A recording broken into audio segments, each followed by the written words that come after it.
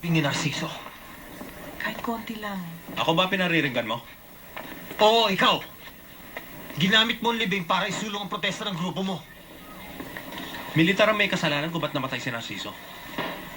8 balang nahanap nila sa katawan niya, katulad ng rebeldeng nahanap nila. Sabi mo nga sa akin, kung hindi militar ang gumawa nun. Hindi mo na pinili ang lugar. Hindi mo man lang pinalagpas ang libing. Matagal ka nang wala rito, hindi mo lang sinasabi mo. Hindi paniniwala pinagtatalunan dito kundi ang kabasusan mo! Samuel, sandali! Sandali lang! Hindi ba kalilibing lang ni Narciso? Ano ka ba naman? Bakit nagsisimula ka na naman ng gulo? Ako ang simula! Mas nakakananda ako rito kaya may karapatan ng pagsabihan to! Teka muna, kahit ba tayo nagluluksa? Ha? Aawayin mo siya? Ano ba talaga? Samuel! Yolanda! Ikaw nakakatanda sa amin dito. Kinukonsite mo itong tarantado na to! Ang sa akin lang yung tama!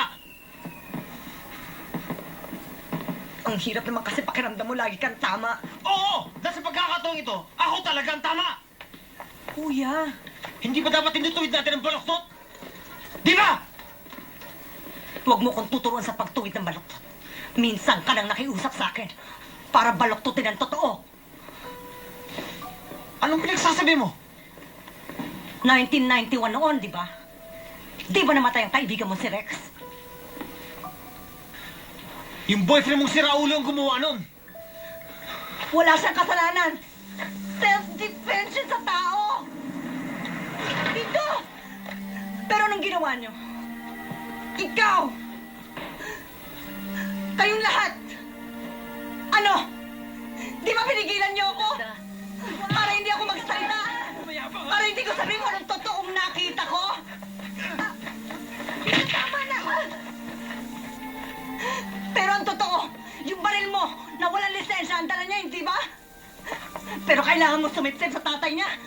Dahil politiko eh. Hindi mo matutulungan ka niya para makapunta ka ng Amerika? Kaya kailangan niyo ipagdiinan si Dindo. Napakatangko ko. Yolanda, anak, Para lang matupad ang pangarap ko, tiniis ko lahat yun. Pareho kayong lahat! Ate, Ikaw! Ate, tama na. Saka ba? Yolanda, Sinamantala niyo lahat ang kahinaan ko! ate, magbabagong taon na. Hindi! Walang bagong taon! Wala sa pamilyang to magbabago!